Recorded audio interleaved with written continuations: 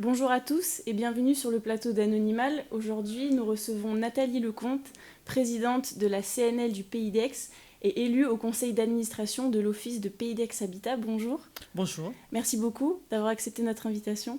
Merci à vous pour l'invitation. Avec grand plaisir. Alors, la CNL, c'est donc une association qui aide et qui accompagne ses adhérents dans toutes les difficultés liées au logement depuis maintenant plus de 30 ans. Est-ce que pour commencer, vous pouvez nous expliquer un petit peu comment cette association elle a été fondée, pourquoi et le chemin que vous avez fait jusqu'à aujourd'hui? Oui. Alors, cette association, je précise aussi que je suis, en dehors des postes que vous avez cités, membre de la Fédération des OPH de France. Okay. C'est important, ça permet d'avoir une vision générale et nationale de problématiques du logement. Donc c'est important. Et cette association elle a été créée il y a 32 ans. En fait, je l'ai créée en démarrant simplement par rapport à des difficultés dans mon immeuble, puisque je suis locataire de logement social depuis très longtemps. Et donc j'ai voulu interpeller les locataires sur les problèmes qu'ils rencontraient dans le bâtiment. Et on a commencé par une entrée d'immeuble. Ensuite, ça s'est étalé sur les 10 entrées à côté. Et puis on s'est dit, il faut créer une structure. Donc on a repris une association de locataires qui existait, qui avait été créée au moment où le Jas de Bouffan a été créé, où les immeubles sont sortis de terre. Il y avait une association de locataires qui existait. Donc on a repris cette association, on a remis en route. Ensuite, on a ouvert une permanence qui se trouve en face de la mairie du Jas de Bouffan. Ça fait 32 ans qu'on est dans ces locaux. Bon, on a un petit peu, je dirais, nous-mêmes pris les bureaux, puisque à l'époque, l'office HLM d'Aix ne voulait pas nous donner de locaux. Donc, c'était un local administrateur. Donc, on s'est installé. Et on est là depuis 32 ans. On a agrandi les locaux. On a pris des travaux à notre charge et on a agrandi. Et on reçoit tous les locataires ou les gens qui sont en difficulté au niveau de la demande de logement, demande de mutation. Et du fait que ce soit une confédération nationale, quand ils adhèrent à l'association, ils sont aussi adhérents à une union de consommateurs. Donc on intervient aussi sur tous les problèmes de consommation en général. Okay. Voilà. Et en 30 ans, du coup, je suppose que vos missions, elles ont un peu évolué. Comment vous fonctionnez aujourd'hui pour aider vos adhérents ? Alors, il y a 30 ans, quand on a mis en place la structure, on s'est dit, on va aider les gens ponctuellement. On va pouvoir intervenir et puis à un moment donné, ça va s'arrêter. Malheureusement, 30 ans après, on s'aperçoit que la situation elle est catastrophique. Elle est pire qu'il y a 30 ans. Maintenant, on se retrouve avec des gens qui... on l'a eu pendant des années, mais c'est encore plus important maintenant, avec des gens qui sont dans la rue, des gens qui sont en hébergement, des gens qui sont en suroccupation dans des logements, des gens qui sont dans des logements dégradés, insalubres. Et on a une mission importante à mener. Le problème, c'est qu'en effet, on a une permanence, on reçoit sur rendez-vous, parce que bon... pour pouvoir recevoir les gens un bon moment, pouvoir les écouter, être à leur disposition et pouvoir derrière intervenir, c'est compliqué parce qu'on pourrait recevoir comme ça tous les jours. Il y a de plus en plus de demandeurs de logement et il y a de plus en plus de gens en difficulté et très très peu de logements qui se libèrent. Ça devient extrêmement compliqué. Juste pour vous donner une idée, il y a 15 ans en arrière, il y avait 15% de logements qui se libéraient.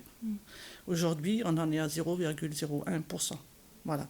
Sur un parc de 5600 logements du Pays d'Aix Habitat, on attribue à peu près 300 logements par an. Donc c'est extrêmement compliqué. Et en effet, notre mission elle est encore plus importante parce qu'il faut pouvoir aider les gens, bien les guider, bien les diriger, les aider à constituer les dossiers, les aider à interpeller des élus ou des structures qui décident dans le domaine du logement et qui peuvent intervenir. Et on se retrouve face à une population qui est de plus en plus en difficulté et parfois des gens qui réellement ne savent pas ni écrire et là, il faut les accompagner complètement. Voilà.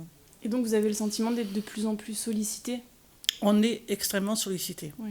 Il faut dire que la problématique logement sur Aix-en-Provence, personne ne veut la gérer actuellement. Vous n'avez aucune structure et aucune assistante sociale qui va vouloir intervenir dans le domaine du logement. Tous les gens qui passent par les services sociaux, pour des raisons familiales, des difficultés autres, qui interpellent leur assistante sociale sur le logement, elle leur dit non, c'est pas mon domaine, je n'interviens pas. Et beaucoup d'assistantes sociales nous interpellent. Et nous interpellent sur la situation des familles en disant on vous renvoie là et donne notre numéro en disant voilà, là vous aurez peut-être la réponse et vous serez aidés. Pourquoi ? Parce que c'est tellement compliqué pour avoir un logement social sur Aix que personne ne veut intervenir. C'est tout un réseau, il faut c'est un parcours de 30 ans qui fait que nous, par exemple, au niveau de la structure, c'est toute une équipe qui fonctionne. C'est pas simplement Nathalie Lecomte qui a monté la structure. Derrière, il y a une équipe. Sans des bénévoles, sans des gens qui s'investissent, on ne fait rien. Moi, je ne suis rien sans ces gens-là qui sont présents. Ce sont pas que des gens, ce sont des amis maintenant, ce sont des partenaires, des bénévoles, voilà, des militants, et qui s'investissent pour aider les gens. Voilà. Et sans eux, on ne fait rien, voilà, parce que la structure, elle ne pourrait pas exister. Mais on reçoit de plus en plus de gens. En effet, moi, je suis sollicité par toutes les manières possibles, hein, que ce soit Facebook, Messenger, WhatsApp, tout ce qui est possible, inimaginable. J'ai reçu, il y a quelque temps, quelqu'un qui venait de Normandie, hein, qui savait qu'ici, on pouvait l'aider pour revenir dans le sud. Bon, donc ça vous démontre qu'à un moment donné, en effet, il cherche des réponses et il cherche à être... Mais il faut être à l'écoute. Il faut être à l'écoute, il faut être disponible. Et en effet, tous les militants, tous les bénévoles qui sont dans la structure ont tous un parcours particulier dans le domaine du logement. Ils ont tous connu l'association parce qu'à un moment donné, ils étaient en difficulté. Donc ils sont réellement disponibles et réellement à l'écoute. Et ce parcours, cette difficulté, ils l'ont vécu eux-mêmes. Donc ils savent ce que c'est. Et justement, il y a quelques jours, on a eu la chance de venir passer une matinée un mardi matin, les permanences avec vous, et de rencontrer justement les bénévoles, l'équipe. Je vous propose qu'on regarde un reportage là-dessus et puis on en rediscute juste après. Merci.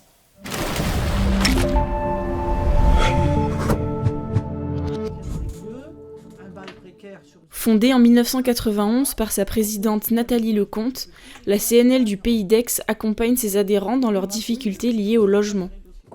Chaque mardi matin, les bénévoles tiennent des permanences dans leurs locaux du bâtiment Le Margarita, au Jas de Bouffan. Ma mission consiste à recevoir les locataires, on monte les dossiers, on se déplace avec eux sur un problème qui les concerne, garage ou appartement, qui visiblement n'arrivent pas à régler. Quand ils arrivent, on leur dit franchement, sur Aix, il n'y a pas de logement. Ça fait partie de notre devoir de leur dire. On ne fait pas de miracle.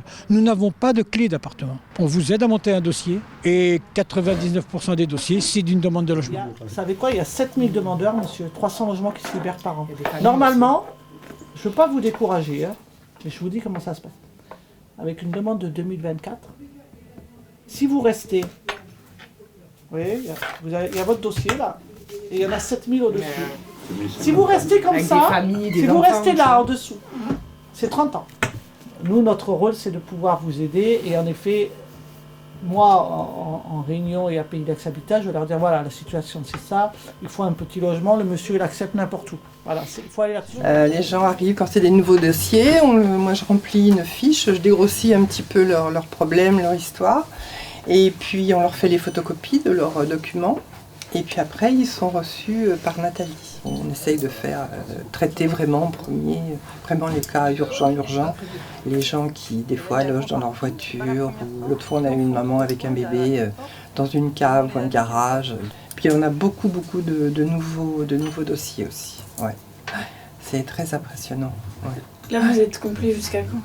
Alors là, la semaine prochaine encore, là, on a de 8h30 jusqu'à 11h30. Et après, c'est les vacances et on reprend le 12 mars et j'ai déjà les rendez-vous qui sont... Il reste une place. On ne traite pas des dossiers, on essaye d'aider des gens qui sont dans des situations particulières, difficiles, et c'est l'humain qui prime. D'accord ? Votre situation, vous avez une demande qui date quand même d'un petit moment. Okay. Votre difficulté à vous, c'est de pouvoir en effet être entendu et de pouvoir avoir le bon interlocuteur pour avoir un logement social. Il y a plusieurs critères pour avoir un logement social. C'est la situation, là vous êtes dans une situation d'hébergement, mais vous êtes dans une situation de maladie, ok, avec un enfant. Donc un jour, on a reçu une famille entière, avec une grand-mère de 85 ans qui vivait dans un garage en face du McDo. Et c'est tout le temps comme ça, quoi. Ah, c'est pas possible. On ne peut pas laisser tomber les gens comme ça. Et il y en a trop. Il y en a vraiment trop. Donc, comment vous faites pour régler les cas complexes comme ça? Ah ben là, vous avez vu, on met tout en œuvre, là. Nathalie Lecomte, elle a tout le circuit. Donc on balance l'artillerie, puis ça donne ce que ça donne, quoi. Je veux dire... on arrive quand même à aboutir sur les dossiers très très sensibles, on arrive à aboutir parce que bon, il y a des questions d'humanité, enfin d'humain, quoi. Et il y a des gens qui vivent, là, les deux sont malades gravement. Il y a ce petit bébé qui a un sourire merveilleux, elle sourit tout le temps, c'est génial ça. Donc il faut qu'ils prennent assise là-dessus, là, un peu de force là-dedans, quoi. La permanence, elle est le mardi, tous les mardis, sauf pendant les vacances scolaires, 8h30, 12h30. On aimerait avoir d'autres permanences, mais le problème, c'est le manque de mains, le manque de personnes. On n'est pas assez nombreux. De retour sur le plateau, donc Nathalie Lecomte, tout à l'heure vous disiez que vous êtes à la fois impliquée sur le territoire aixois, mais que vous avez aussi un regard plus national. Aujourd'hui, comment vous décrivez la situation liée au logement, que ce soit sur le territoire d'Aix ou en France à l'échelle nationale? La situation, elle est catastrophique. Un manque de construction, un manque de financement pour le logement social, et puis des cités qui se dégradent, de plus en plus de logements insalubres, et à côté de ça, un nombre de logements privés, un nombre vide, de logements vides, phénoménal. Voilà. On est dans une situation qui s'est réellement dégradée, qui se dégrade chaque jour, avec en plus à côté, il faut le savoir, depuis 2019, 50% de plus d'expulsions sur le département, ce qui est quand même phénoménal. Ça veut dire qu'à la fois on met des gens dehors, on les met à la rue, voilà, en sachant que la loi, elle oblige un relogement. Donc on ne peut pas, sur certains cas, voir vraiment quel est l'intérêt de mettre des gens à la rue et des familles entières à la rue, en sachant qu'avant, il faut faire un travail social et une approche qui est pas faite. On est dans une situation qui est dramatique. Voilà. C'est catastrophique et c'est... On ne peut pas rester insensible. En tout cas, nous, ce qu'on vit chacune de nos permanences, on ne fait pas que les permanences. On est là, on les reçoit, mais on se déplace chez les gens. Parce qu'il y a des gens qui ne peuvent pas venir jusqu'à notre bureau. Des personnes âgées, des personnes handicapées, des femmes seules. Il faut savoir qu'il y a de plus en plus de femmes seules qui sont réellement en difficulté et qui ont, la plupart du temps, des difficultés aussi pour accéder au logement, parce qu'il y a cette image dans certaines commissions d'attribution de dire les foyers monoparentaux, les femmes seules, ça veut dire qu'un problème. Ça veut dire gens qui ne pourront pas payer leur loyer. C'est pas du tout ça, c'est des gens qui ont besoin d'être logés. Ce sont des personnes qui élèvent leurs enfants et qui ont besoin d'être logés.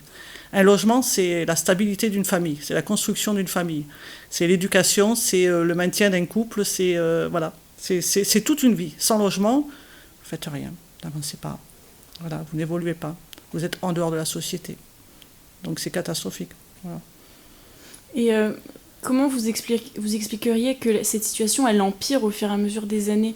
Même, je pense, à l'échelle nationale, c'est lié à la précarité qui est de plus en plus croissante, ou il y a d'autres facteurs peut-être Alors, depuis quelque temps, on a vu s'accentuer des situations qu'on n'avait pas l'habitude de voir. C'est-à-dire des gens qui vivaient dans le logement privé depuis des années et des années, qui n'ont jamais eu de difficultés pour payer leur loyer. Quand ils étaient salariés, ils ont pu accéder à un logement privé, parce qu'à l'époque, il y a 20 ans, on ne vous demandait pas autant de garanties que maintenant. Okay, et avec toutes les nouvelles normes qui sont mises en place, sur l'isolation, toutes les nouvelles lois qui ont été créées là, dernièrement, ça là c'est une volonté politique, ce sont des décisions politiques, eh ben, vous avez des propriétaires qui mettent en vente leur logement, qui préfèrent les mettre en vente. Vous avez beaucoup de propriétaires qui préfèrent faire du Airbnb que de louer à des locataires. Voilà, ça c'est la réalité aussi. Là c'est de la spéculation, c'est se faire un peu plus d'argent avec son logement. Et donc vous avez une nouvelle population qui arrive dans le système du logement social. Moi, je reçois des gens qui me disent « mais je ne sais pas ce que c'est que le logement social. J'ai jamais eu affaire à ce fonctionnement. Maintenant, je ne peux plus louer. » Vous avez des gens qui sont retraités. Quand ils s'adressent à une agence immobilière, quand on leur demande d'avoir des revenus à 3 500 ou 4 000 euros par mois, ils ne peuvent pas accéder à un logement privé. Quand vous avez une annonce maintenant qui est publiée dans le logement privé, vous avez aussitôt 20 ou 30 candidats. Donc maintenant, on vous demande un dossier incroyable pour pouvoir être rien que candidaté sur un logement privé. Donc vous avez toute une population qui arrive dans le logement social, qui devient demandeur du logement social, et qui parfois, sur le délai de préavis de la vente du logement, c'est 6 mois. Ils peuvent se retrouver à la rue. Dernièrement, là, il y a 2 mois, j'ai fait une intervention auprès d'une agence immobilière pour reculer le départ d'un locataire qui est handicapé, en disant à l'agence, mais attendez, il a un préavis pour vente, le propriétaire vend, c'est dans son droit, et je vous demande un délai, parce que la personne ne va pas avoir un logement du jour au lendemain, mais en plus elle est handicapée. Voilà. Donc voilà, on a cette population et la précarité, et cette différence de montant de loyer entre le logement privé et le logement social, elle s'est accentuée, elle s'est réellement accentuée. Donc en effet, les gens ne peuvent plus assumer. Et on l'a vu, la période Covid a permis de voir, quand on est rentré dans les logements, qu'on allait voir les gens chez eux. Quand vous avez des gens qui ont 90 ans, qui ont des petites retraites, qui sont seuls, et qui coupent le chauffage, qui débranchent le frigidaire pour pouvoir économiser, être sûr de pouvoir garder leur toit, là vous vous dites vraiment on a un problème de société. Voilà. Et j'ai voulu un peu, juste pour vous donner un élément sur le nombre de... Vous prendre des chiffres réels, c'est-à-dire des chiffres au niveau du département.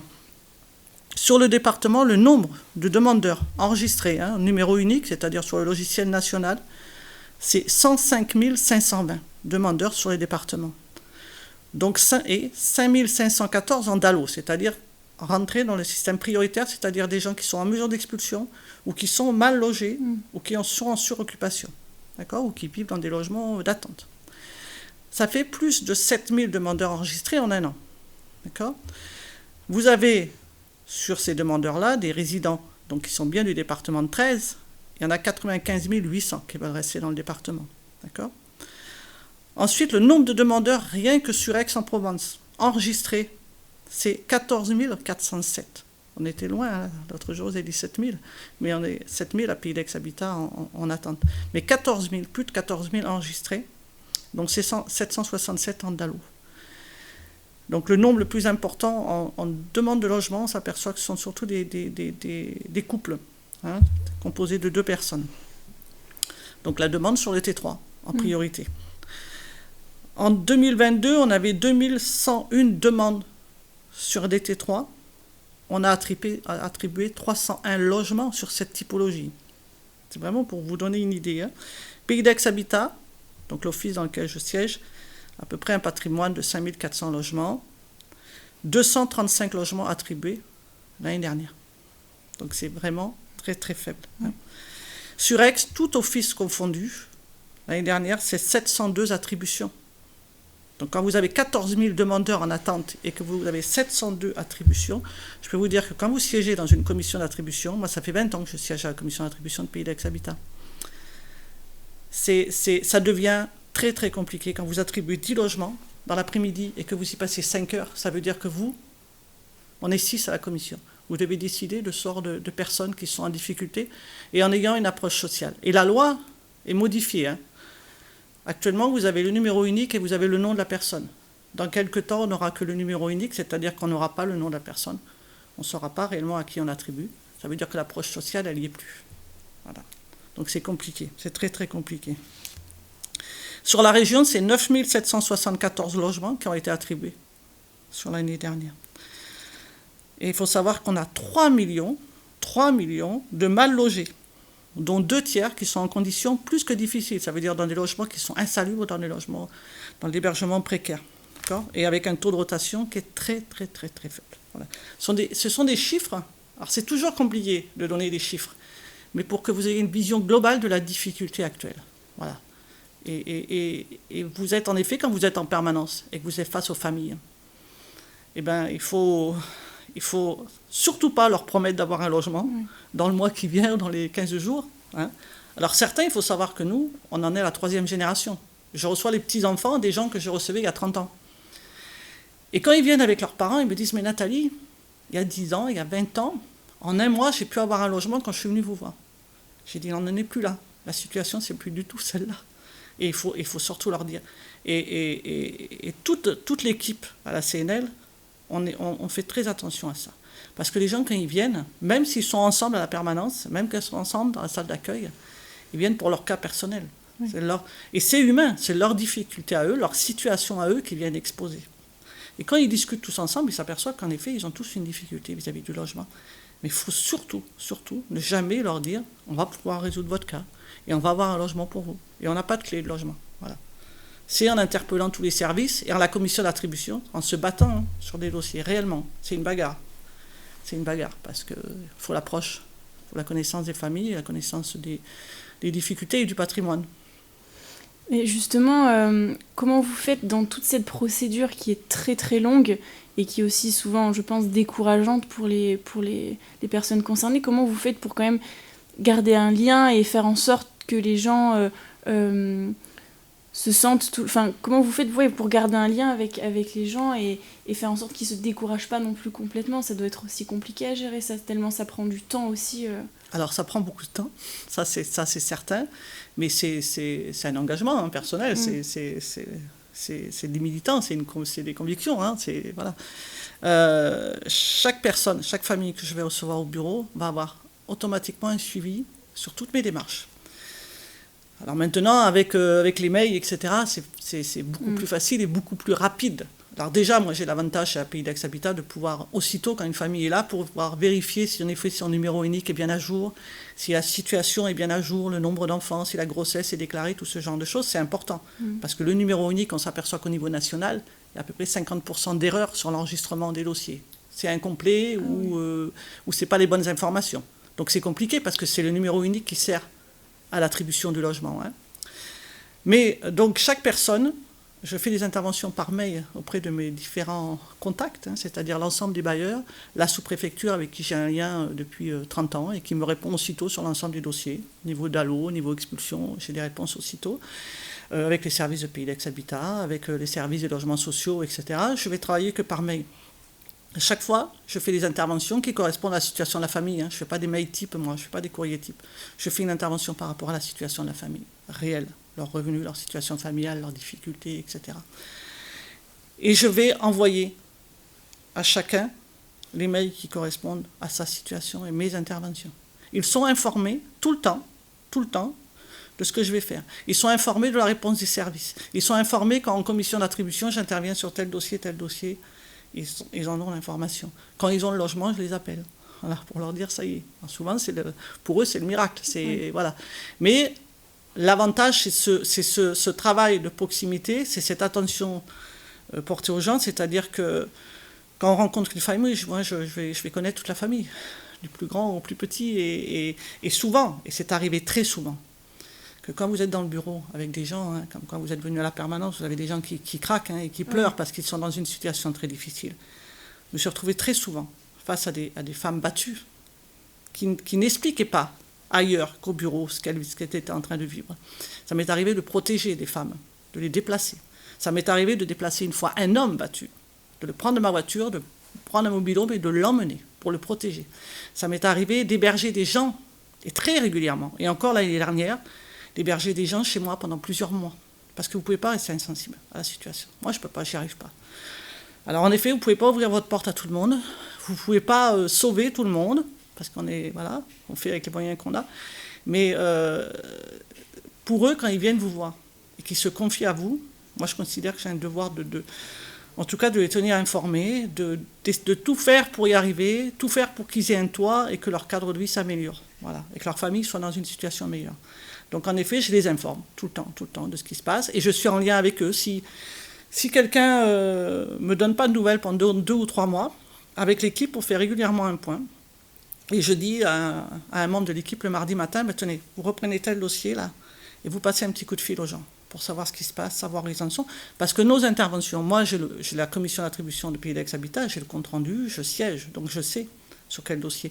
Mais par nos interventions aux logements sociaux, à la préfecture, vous avez des gens qui sont logés. Mais je n'ai pas tous les comptes rendus. Je n'ai pas la retombée de tous, parce que sinon, ce serait... Voilà. C'est difficile à gérer. Donc, des fois, on prend contact avec des gens et nous disent « Ah ben oui, c'est... En effet, merci parce que j'ai eu un logement.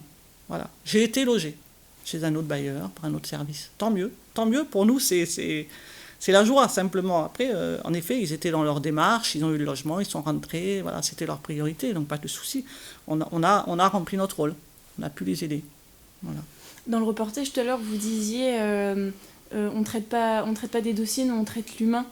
Et est-ce que du coup cette approche que vous avez vous vraiment de la réalité dans laquelle sont certaines personnes, mêlée aussi au rôle que vous avez auprès de Pays d'Aix-Habitat, est-ce que des fois ça a pu vraiment faire bouger, est-ce que vous sentez que ça a rajouté un poids, un impact aussi dans votre action, d'avoir un peu même aussi vous parliez tout à l'heure de l'échelle nationale, d'avoir un peu toutes ces casquettes-là, est-ce que vous sentez que ça peut vraiment faire avancer les choses ? Oui, ça fait avancer les choses parce que quand vous êtes dans une commission d'attribution, vous avez 6 membres de la commission. Et vous avez des gens qui sont désignés soit par la CAF, soit sont des membres qualifiés ou d'autres services et qui n'ont pas une connaissance du patrimoine, ni une connaissance de la situation des familles. Ils ne les rencontrent pas. Et quand vous avez cette expérience, ce retour, ils sont à l'écoute, parce qu'ils savent maintenant, ils savent qu'en effet, nous, on a une connaissance des familles, et qu'on les reçoit, et qu'on a une connaissance du patrimoine, voilà, de tout le patrimoine sur la ville. Donc ça a un poids, Ça a un poids parce que cette expérience, et quand la préfecture, en effet, en réunion, dit « Ah oui, Mme Lecomte m'avait interpellé là-dessus, là, j'interviens, là, etc. » Et on est entendu. Alors, je précise bien, c'est pas... Ce qui est important à prendre en compte là-dedans, c'est en effet tout ce travail qui est fait depuis 30 ans. Donc ce réseau, c'est un réseau qui est mis en place et une écoute des autres. Et ce n'est pas une question politique. Parce qu'en effet, tout à l'heure je disais, 20 ans, plus de 20 ans que je siège à la commission d'attribution. Donc ça veut bien dire que ce n'est pas un problème, ou en tout cas un engagement politique, parce que ce soit une mairie de gauche ou une mairie de droite, je suis réélu par les locataires, moi. Je suis élu par les locataires et aux dernières élections, l'année dernière, c'est 50% des voix, plus de 50% des voix à Pays d'Aix-Habitat. C'est le score national. D'avoir on a eu 2 élus, d'accord, à Pays d'Aix-Habitat, mais au niveau de la participation et du score, c'est le score national. On a rarement 50% de participation des locataires. De vote pour une association, ça veut dire 33% de participation des locataires. Donc c'est très important ça à prendre en compte. Et donc ça veut bien dire que c'est pas il faut faire la différence. Il faut faire la différence entre un engagement militant, voilà, un travail de terrain, une volonté, en effet, de traiter l'humain et de pouvoir être à l'écoute des gens et de pouvoir les aider, et du mandat politique. On n'est pas là pour ça, nous. On travaille avec des politiques. En face de nous, on a des politiques. En face de nous, on a des gens qui sont élus, en effet, et qu'on interpelle tous les jours, en leur disant ce sont des citoyens qui sont en difficulté. Un citoyen de votre ville, voilà, qui, eux, la simple chose, ils veulent avoir un logement. Voilà, c'est ça qu'ils veulent. Donc, c'est pas voilà, il n'y a pas d'ambition politique, il n'y a pas il faut faire la différence entre l'engagement militant et l'engagement politique. C'est complètement différent. Voilà. Et selon vous, quelle piste, en fait, en tout cas, d'amélioration pourrait être envisagée sur Aix ou même de façon plus nationale? Je suppose que vous avez aussi un regard qui vous permet de savoir les choses qui pourraient être mises en place pour, en tout cas, aider ou régler une partie du problème. Quelle piste d'amélioration, en tout cas, vous auriez Alors, l'avantage, c'est en effet d'avoir aussi un mandat national. Oui. C'est-à-dire que moi, je suis élu à Pays d'Aix-Habitat au niveau local et j'ai cette chance depuis 2 ans d'avoir été nommé et d'avoir été élu à la Fédération des Offices de France. Cette Fédération des Offices de France, elle est présidée par Marcel Rogemont, qui est quelqu'un de très, très engagé. Hein. C'est vraiment un militant de base, avec un parcours politique important, et qui a l'attention première pour les locataires et pour les offices.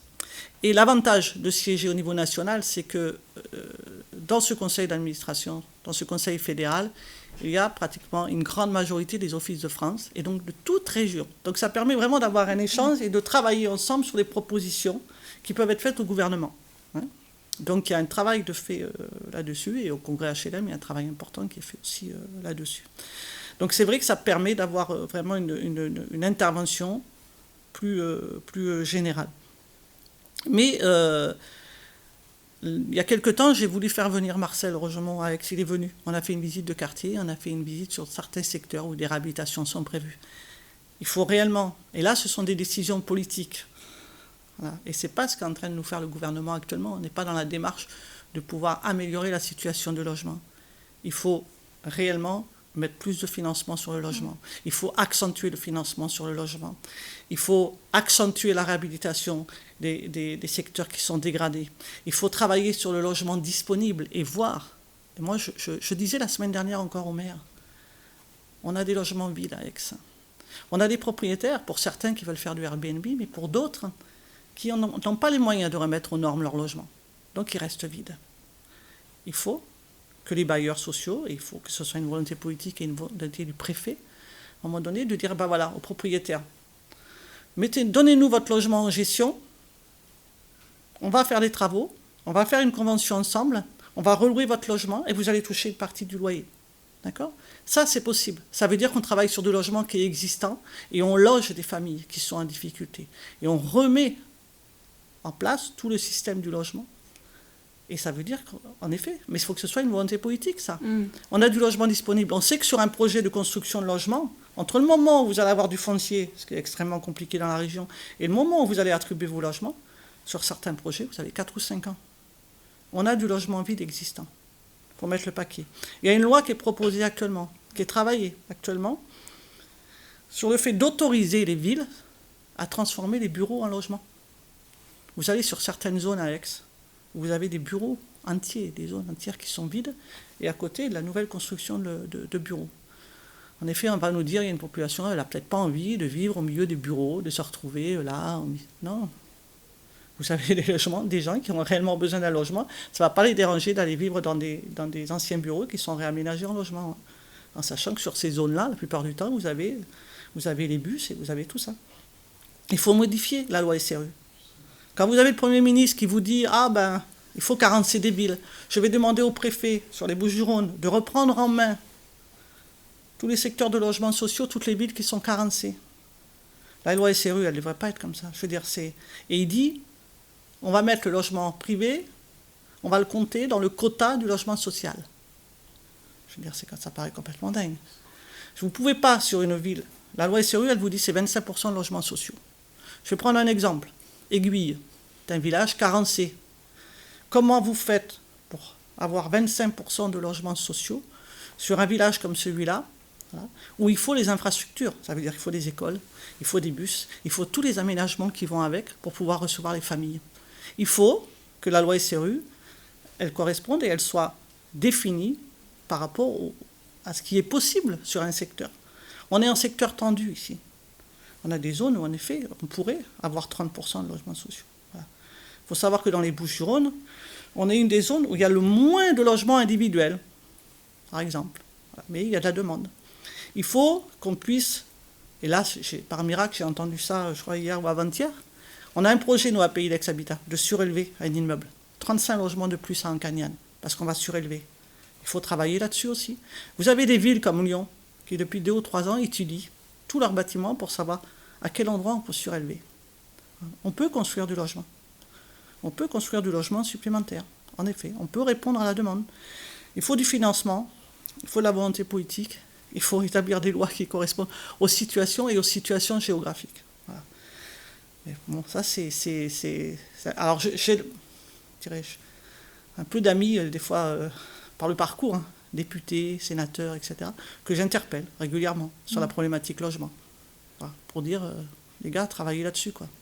Oui, parce que vous avez le sentiment que le monde de la politique, en tout cas les dirigeants politiques, les personnes impliquées, qui pourraient s'impliquer avec cette volonté politique, n'ont pas conscience de la gravité du problème, ou en tout cas de ce qu'il faudrait mettre en place pour faire en sorte que ça avance dans le bon sens, quoi.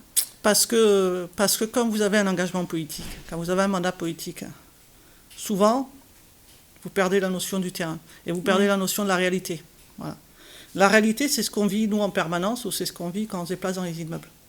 Voilà. La proximité, le dialogue avec les locataires, le dialogue avec les habitants. C'est ça.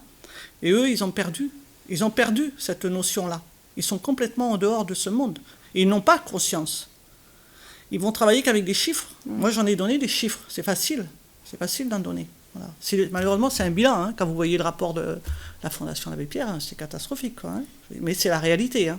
C'est la réalité. Ces gens-là sont en dehors de la réalité.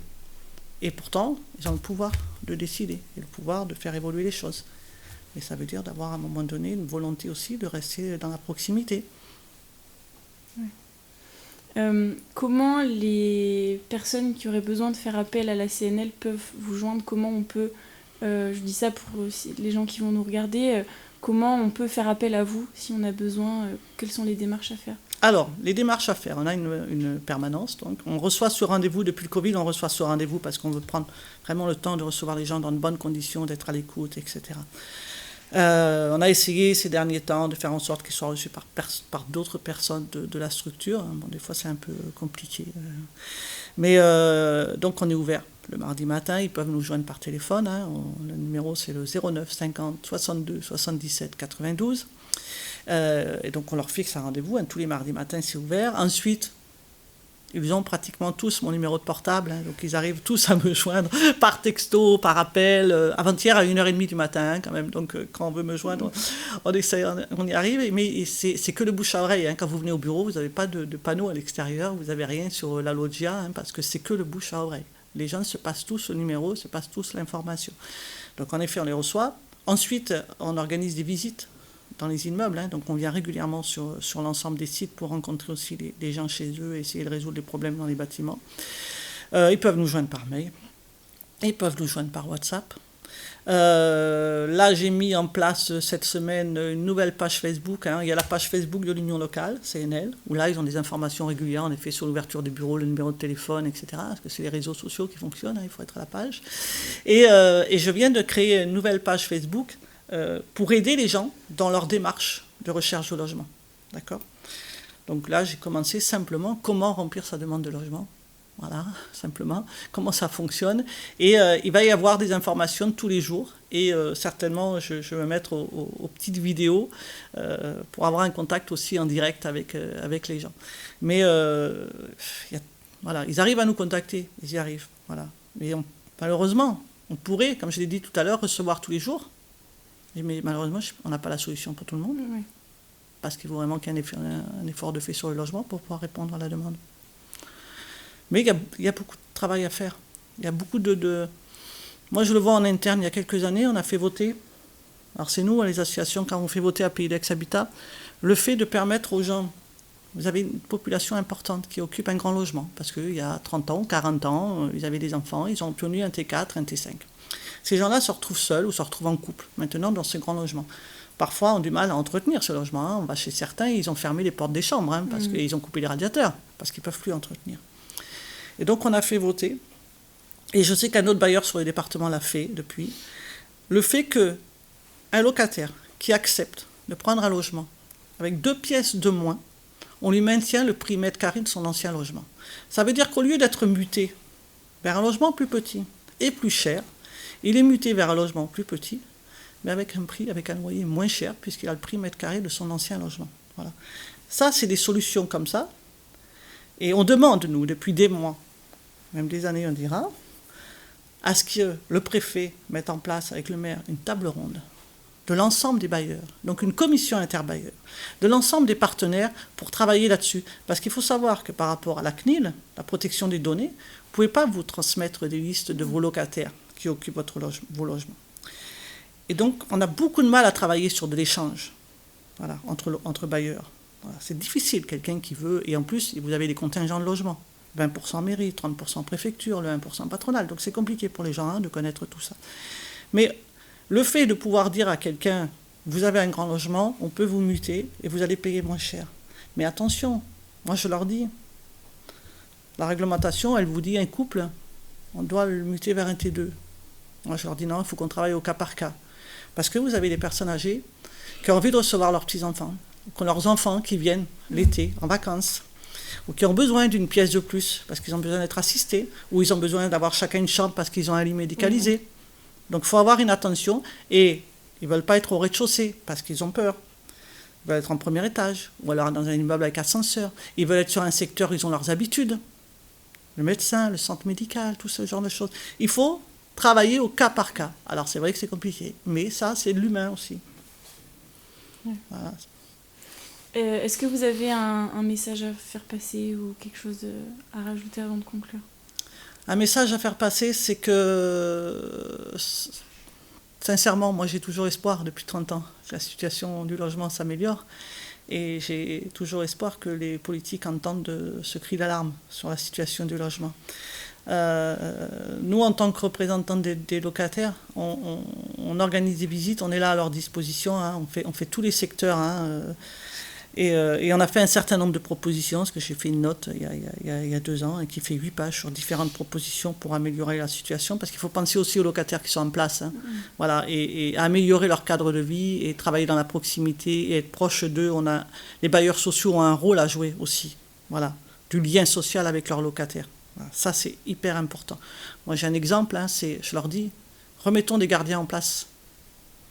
À Paris, un gardien assermenté, exemple, hein, l'Office de Paris, en 5 ans, c'est 50% de moins de dégradation. Mais en plus, un gardien, il est là, dans la proximité, il est avec le locataire du début à la fin. C'est-à-dire quand il rentre jusqu'à ce moment où il sort, et il est là tout le temps sur le terrain. Il faut travailler dans la proximité. Mais mon message, c'est de dire, vous avez une équipe sur Aix qui est là, à votre disposition. Je souhaite que les élus aussi, on leur dit, venez à notre bureau, venez à une permanence. On ne dira pas qui vous êtes, mais venez voir comment ça se passe. Venez un peu rencontrer les gens qui sont en difficulté et qui ont besoin d'être entendus et qui ont besoin d'une attention particulière. On est là, nous, en tant que structure, association, bénévoles, militants, et pour aider les familles, aider les gens. Et surtout, les gens n'hésitent pas à nous alerter quand ils sont en difficulté. Voilà, quand ils dorment dans des caves, quand ils dorment dans des logements insalubres. On travaille en partenariat avec le service d'hygiène de la ville, on travaille avec tous les services. On travaille avec une épicerie solidaire. On distribue les colis aux gens qui sont en difficulté. Donc ils viennent nous voir par rapport à toute leur situation en général. Donc je lance un appel, voilà, et je lance un appel aux autres associations qui sont sur le terrain, qui sont aussi proches des familles. Je vois la TMF hier soir qui m'écrit en me disant, Nathalie, j'ai 2 familles en difficulté. On est là aussi. On est là dans le cadre d'un partenariat. Et on est là pour vous aider aussi face aux adhérents qui viennent vous voir, face aux gens qui viennent vous voir. Ils ne vont pas tous venir nous voir, nous, mais toutes les associations, toutes les structures qui travaillent sur le Jas de Bouffan ou sur les autres quartiers, ben on est là. On est là dans un partenariat, on est là pour vous aider, on est là pour à votre disposition. Voilà. Mais je voudrais surtout que les politiques réagissent par rapport à la situation du logement, et en général. Oui, c'est ça qui pourrait vraiment en tout cas faire une différence, quoi. Oui. Débloquer la situation. Oui, tout à fait. Tout à fait. Il faut prendre conscience. Je l'ai dit tout à l'heure. Oui. Le logement, c'est la vie, c'est la construction d'une famille. C'est le bien-être d'une famille, c'est l'éducation des enfants. Voilà. Il faut avoir conscience que chacun a droit à un toit. Puis c'est aussi une question de dignité et de dignité. Quoi. Oui, tout à fait. Tout à fait. On s'aperçoit qu'en effet, les gens qui sont dans des logements insalubres, dans des cités qui sont dégradées, eh ben, elles s'effacent complètement parce que leur dignité, elles l'ont perdue. La plupart du temps, elles vous le disent, regardez dans quoi je vis, quoi. Qu'est-ce que vous voulez que j'arrive à avoir? Comment vous voulez que j'évolue? Comment vous voulez que j'y arrive? Ou que mes enfants... et on le voit régulièrement par rapport à tout ce qui se passe. Je veux dire, c'est la dignité, en effet. Le logement, ça vous permet d'évoluer et de vivre... voilà. Moi, j'ai été moi-même sans logement pendant un moment donné avec 3 enfants. Je sais réellement ce que c'est. Voilà. Et les membres de l'association ont eu ce parcours-là. Donc, si on peut vous aider, on ne va pas faire des miracles. Mais on y arrivera tous ensemble. Voilà, on y arrive tous ensemble. Et puis moi, je dis, il faut arrêter de parler de logement social, il faut arrêter de parler de logement pour tous. Il faut travailler sur de l'accession, sur de la location-accession. Il faut travailler sur le parcours résidentiel. Tout le monde a le droit d'évoluer dans le logement. Pas obligé de rester dans son quartier où il est né, etc. Tout le monde peut aller vers un autre type de logement. Tout le monde peut évoluer. Ça, c'est le parcours résidentiel. Il faut qu'on travaille là-dessus. Ça aussi, c'est la dignité. Merci beaucoup, en tout cas, d'être venu sur le plateau. Et bravo à vous et à tous les bénévoles de la CNL pour votre engagement. Merci beaucoup et merci pour l'invitation. Avec plaisir. Et merci à vous de nous avoir suivis et à bientôt sur Anonymat.